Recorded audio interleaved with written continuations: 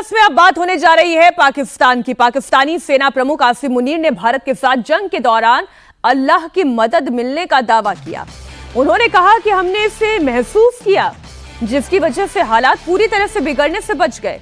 इस्लामाबाद में हुई नेशनल उलेमा कॉन्फ्रेंस के दौरान मुनीर ने यह बात कही। अपनी स्पीच के दौरान मुनीर ने जमकर कुरान की आयतें पढ़ी। मुनीर ने कहा, इस्लामी दुनिया में पाकिस्तान को खास दर्जा मिला है। दुनिया में 57 इस्लामी देश हैं, लेकिन अल्लाह ने पाकिस्तान को हरमैन शरीफैन यानी कि मक्का और मदीना की हिफाजत का सम्मान दिया है।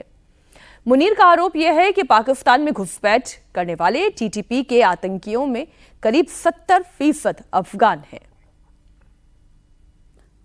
सिर्फ वर्दी का फर्क है अवधेश जी, वरना ये जो फौजी वर्दी में अंदर का जिहादी बोल रहा है वो उबल रहा है।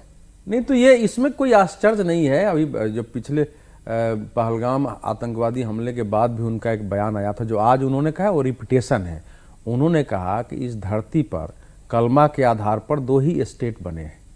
एक मोहम्मद साहब ने रियासत मदीना बनाया और उसके बाद ये पाकिस्तान बनाया। वही तो बता रहे हैं। हरमैन शरीफैन का क्या मतलब है? हरमैन का मतलब 2 पवित्र स्थान। एक जो मक्का है, जो कि काबा माना जाता है, काबा जहां मोहम्मद साहब का घर माना जाता है, और मदीना जो उनका मस्जिद है, पैगंबर मस्जिद माना जाता है। तो वो जो है वो मानते हैं कि पाकिस्तान भी उसी प्रकार का एक पवित्र स्थान है। और जितने युद्ध उन्होंने लड़े वहां से वो किसी युद्ध में हारे नहीं।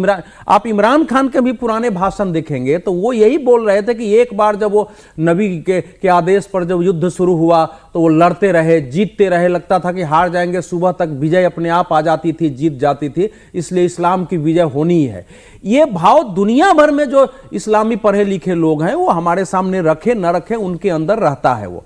तो उसी को, और देखो एक फौजी व्यक्ति, आप सोचो ना दुनिया कहां जा रही है। हम सोचते हैं कि ऐसा होना चाहिए, नहीं होना चाहिए। एक फौजी आदमी जो वहां उलेमाओं के कॉन्फ्रेंस में बता रहा है, वो बता रहा है कि पाकिस्तान नेशन का ये हमारा एम है, ऑब्जेक्टिव है, वो शुद्ध इस्लाम होना, और उसके आधार पर हमको आगे बढ़ना है। वो कह रहा है कि जो मोहम्मद साहब ने पहली मस्जिद बनाई थी, वो पहली मस्जिद में पहली मीटिंग युद्ध के लिए हुई थी, इस्लाम को बढ़ाने के लिए। अब आप बताओ, अब इससे प्रभावित बांग्लादेश नहीं होगा अगर हमारे यहाँ के कट्टरपंथी उससे प्रभावित हो जाते हैं, और हम केवल ये कहे कि नहीं नहीं नहीं नहीं नहीं, नहीं ये तो केवल रास्ता भटक है। ये समझने की आवश्यकता है कि इनका मुकाबला कैसे किया जाए कि ये भाव आगे न बढ़े।